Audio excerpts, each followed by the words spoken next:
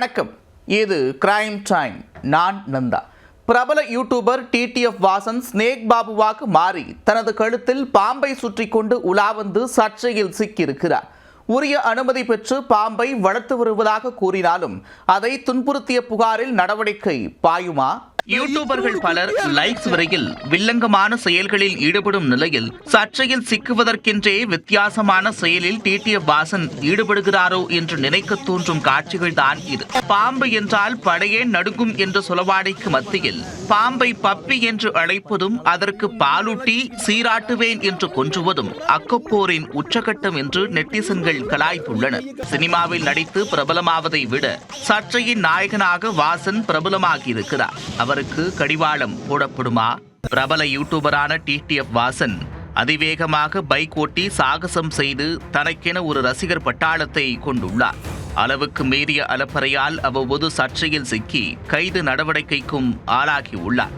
கடந்த ஆண்டு சென்னை பெங்களூரு தேசிய நெடுஞ்சாலையில் வீலிங் செய்ய முயன்றபோது விபத்தில் சிக்கினார். போக்குவரத்து விதிமீறலில் ஈடுபட்டதாக தொடரப்பட்ட வழக்கில் கைதாகி சிறை சென்றார்.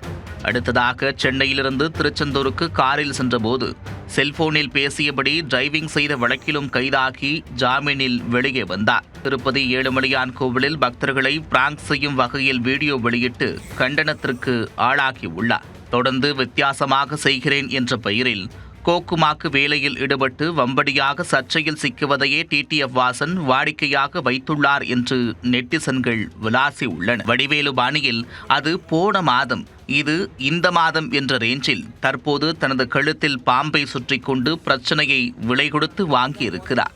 கடந்த சில நாட்களாக சர்ச்சையிலிருந்து விலகியிருந்த டிடிஎஃப் வாசன் தனது சமூக வலைதள பக்கத்தில் பதிவிட்டுள்ள வீடியோதான் தற்போது காட்டுத்தீயாக பற்றி கொண்டுள்ளது.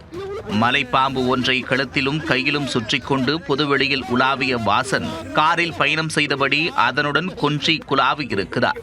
பாம்பை பப்பி என்று அழைப்பதும் அதற்கு பாலூட்டி சீராட்டுவேன் என்று கொஞ்சுவதும் அக்கப்போரின் உச்சம் என்று நெட்டிசன்கள் கலாய்த்து தள்ளி உள்ளனர். ஸ்னேக் பாபுவாக மாறிய டிடிஎஃப் வாசன் பாம்புடன் செய்யும் சேட்டையைக் கண்டு பலரும் கண்டன குரல்களை எழுப்பி உள்ளனர்.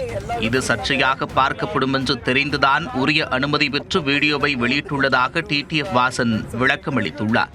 அதில் நம் நாட்டில் உள்ள பாம்புகளை தான் வீட்டில் வளர்க்க முடியாது எனவும் தான் வாங்கி வந்தது வெளிநாட்டு பாம்பு என்றும் கூறியுள்ளார்.